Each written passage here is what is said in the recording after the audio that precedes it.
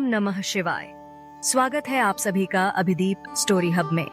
मैं दीपाली सिंह और आज हम एक ऐसी कथा सुनने जा रहे हैं जो धर्म, रहस्य और आस्था का संगम है। यह सिर्फ एक कहानी नहीं बल्कि एक आध्यात्मिक यात्रा है जो हमें हमारे अस्तित्व, हमारी संस्कृति और हमारे इतिहास की गहराई में लेकर जाएगी। आज हम बात करेंगे उस पवित्र नदी की जो सिर्फ जलधारा नहीं बल्कि हमारे जीवन के हर पहलू को छूती है, गोदावरी। आपने कभी नहाते समय एक विशेष मंत्र सुना होगा, गंगे च यमुने चैव गोदावरी सरस्वती नर्मदे सिंधु कावेरी जलेस्मिन् सन्निधिं कुरु। इस पवित्र मंत्र का जाप करते हुए आइए चलते हैं गोदावरी के उद्गम और उससे जुड़ी एक अद्भुत कथा की ओर। यह वह कथा है जो धर्म, आस्था और भक्ति का अनूठा संगम प्रस्तुत करती है। इस कथा में आपको मिलेगा तप, तपस्या की शक्ति और भगवान शिव का आशीर्वाद। आइए इस धार्मिक कथा के माध्यम से गोदावरी की महिमा को जानें और समझें। गंगा, यमुना, सरस्वती, नर्मदा, सिंधु और कावेरी के साथ जब गोदावरी का नाम लिया जाता है तो यह समझ लेना चाहिए कि यह नदी भी उतनी ही पवित्र और महत्वपूर्ण है जितनी कि हमारी प्राचीन नदियां।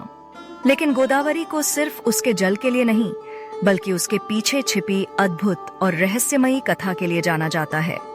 आज की हमारी कथा इसी नदी की पवित्रता, महिमा और उसके साथ जुड़े धार्मिक रहस्य पर आधारित है।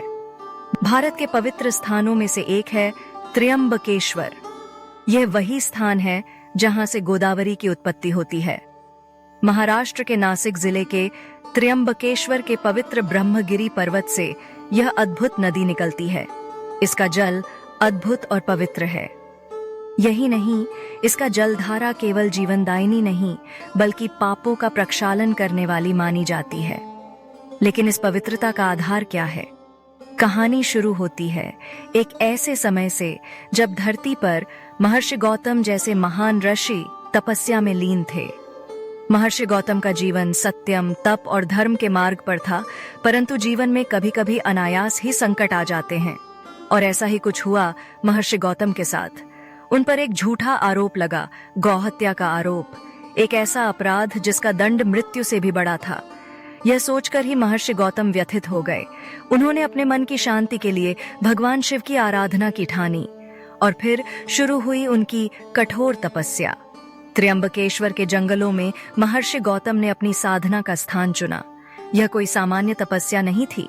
दिन रात, धूप छांव, ठंड और बारिश का कोई असर उन पर नहीं हुआ। उनकी आंखें बंद थीं, लेकिन मन में भगवान शिव का ध्यान था। उनकी तपस्या इतनी गहरी थी कि ब्रह्मगिरी पर्वत के आसपास की भूमि दिव्य प्रकाश से भरने लगी। उनके तप से ऐसा प्रतीत हो रहा था कि ब्रह्मांड की शक्तियां स्वयं उस स्थल पर केंद्रित हो रही थीं। ऐसा कहा जाता है कि जब किसी साधक की तपस्या इतनी गहरी हो जाती है तो देवता स्वयं उसे आशीर्वाद देने आते हैं। महर्षि गौतम की तपस्या को देखकर भगवान शिव स्वयं प्रकट हुए। उनके तीनों नेत्रों से ज्ञान और दिव्यता की किरणें निकल रही थीं।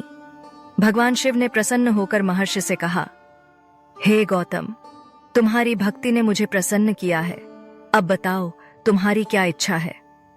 महर्षि गौतम ने विनम्रता से कहा, प्रभु, यदि मेरी तपस्या सच्ची है तो कृपा करके गंगा को यहाँ इस स्थान पर प्रकट करें ताकि मैं उस पवित्र जल से अपने ऊपर लगे इस झूठे आरोप से मुक्ति पा सकूं।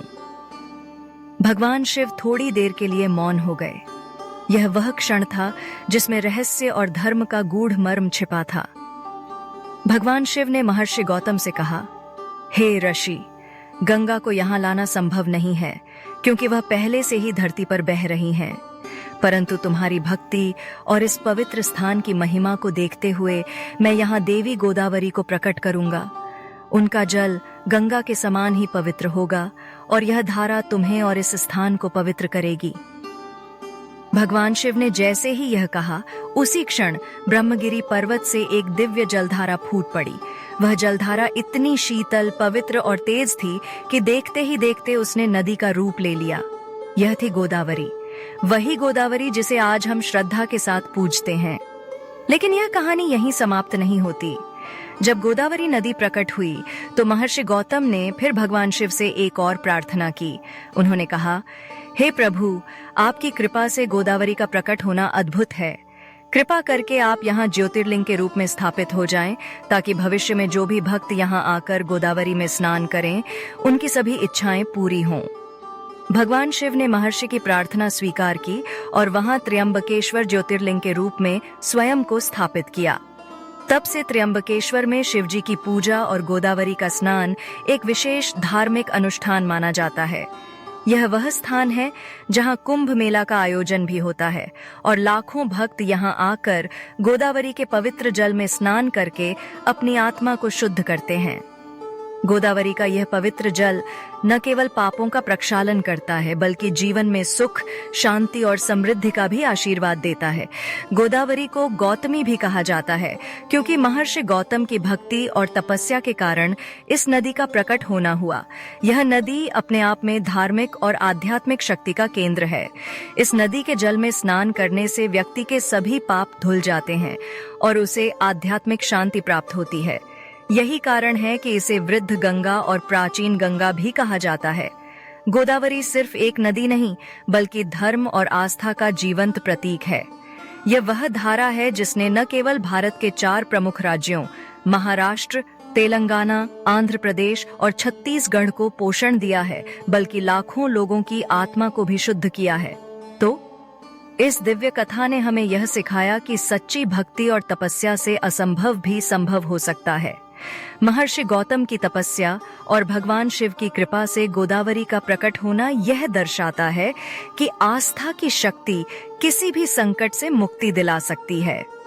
गोदावरी की इस अद्भुत यात्रा और इसकी महिमा ने हमें यह सिखाया कि चाहे जीवन में कितनी भी कठिनाई क्यों न हो, अगर हमारी भक्ति सच्ची है और हमारा संकल्प दृढ़ है, तो भगवान स्वयं हमारी सहायता के लिए आते हैं। अगली बार जब आप गोदावरी के तट पर जाएं, तो इस दिव्य कथा को याद रखें और इस पवित्र जल में स्नान करके अपनी आत्मा को शुद्ध करें। तो इस प्रकार महर्षि गौतम की तपस्या और भगवान शिव के आशीर्वाद से गोदावरी का प्रकट होना हमें यह सिखाता है कि सच्ची भक्ति और तपस्या किसी भी असंभव को संभव बना सकती है।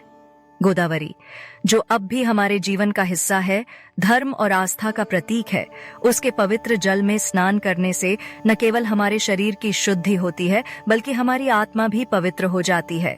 यह केवल एक नदी नहीं, बल्कि उस अनंत विश्वास की प्रतीक है जो हमें हमारे परमात्मा से जोड़ती है। गोदावरी का हर एक बूंद हमें यह याद दिलाती है कि जब हमारा समर्पण सच्चा होता है, तब ईश्वर भी हमारे साथ होते हैं। तो अगली बार जब आप गोदावरी के तट पर जाएं, तो उसकी पवित्रता और उसकी दिव्य कथा को याद करके अपने मन और आत्मा को शुद्ध करें। आपका बहुत बहुत धन्यवाद कि आप हमारे साथ अभिदीप स्टोरी हब पर इस आध्यात्मिक यात्रा में शामिल हुए। मैं दीपाली सिंह फिर से मिलूंगी एक और अद्भुत कथा के साथ। तब तक के लिए ओम नमः शिवाय।